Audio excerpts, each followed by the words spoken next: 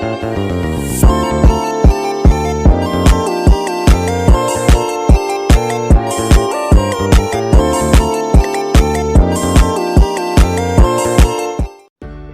sebelumnya perkenalkan, nama saya Ririn Kansa, NIM 221169 dari tingkat 2. Baik, di sini saya akan melakukan praktik penanganan aspeksia atau resusitasi.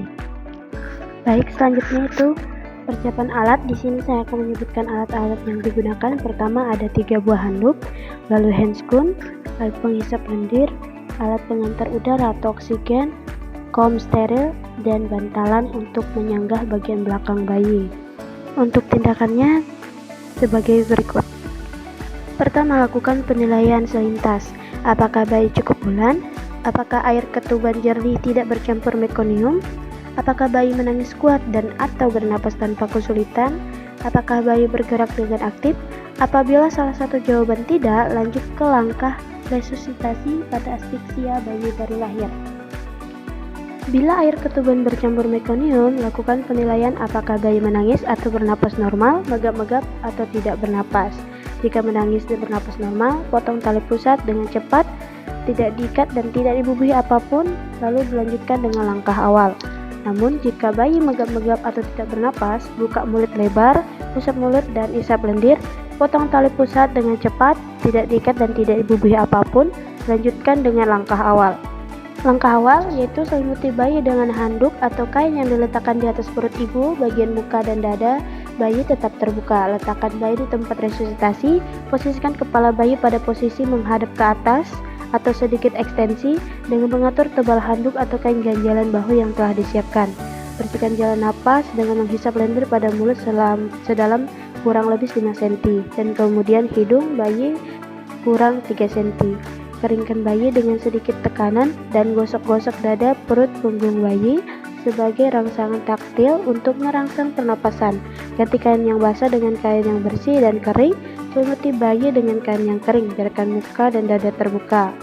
Lalu, meresponsi kepala bayi dan nilai kembali usaha napas. Bila menangis kuat atau bernapas spontan, lakukan asuhan bayi baru lahir. Bila tetap tidak bernapas atau megap-megap, lakukan ventilasi langkah 3-9 dilakukan dalam waktu 30 detik. Untuk contoh tindakannya sebagai berikut.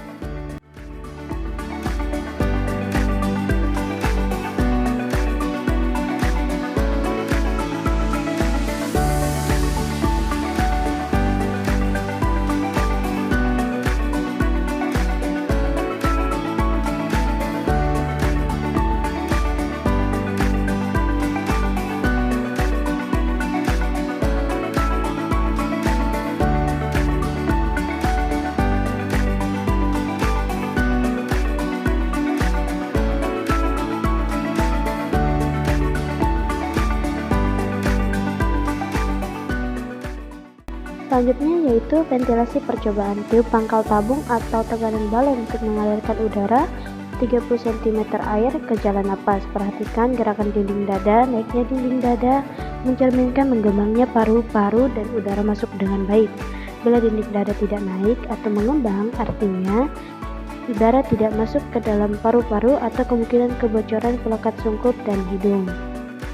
Selanjutnya ventilasi definitif. Setelah ventilasi percobaan berhasil, maka lakukan ventilasi definitif dengan cara meniupkan udara dengan frekuensi 20 kali dalam 30 detik. Nilai hasil ventilasi pernapasan setiap 30 detik. Lakukan penilaian ventilasi dan lanjutkan tindakan. Jika setelah 30 detik pertama bayi menangis kuat dan bergerak aktif, maka selimuti bayi dan serahkan pada ibunya untuk menjaga kehangatan tubuh dan inisiasi menyusui dini. Jika setelah 30 detik pertama bayi belum bernapas spontan dan tetap megap-megap, maka lanjutkan tindakan ventilasi. Dan jika setelah dilanjutkan tindakan ventilasi selanjutnya dan bayi masih bernapas megap-megap, maka bayi harus segera dirujuk sambil tetap diberikan ventilasi. Tindakan pasca resusitasi. Bila resusitasi berhasil, melanjutkan penata laksanaan aktif persalinan kala 3 sesuai penuntun persalinan normal. Bila perlu rujukan, melakukan konseling untuk merujuk bayi beserta ibu dan keluarga. Melakukan atau melanjutkan resusitasi, memantau tanda bahaya, mencegah hipotermi, Memberikan vitamin K1, mencegah infeksi, membuat surat rujukan, melakukan pencatatan dan pelaporan kasus. Bila resusitasi tidak berhasil, melakukan konseling pada ibu dan keluarga, memberikan petunjuk perawatan payudara, melakukan pencatatan dan pelaporan kasus. Selanjutnya, setelah dilakukan tindakan, lakukan kontaminasi seluruh peralatan yang telah digunakan.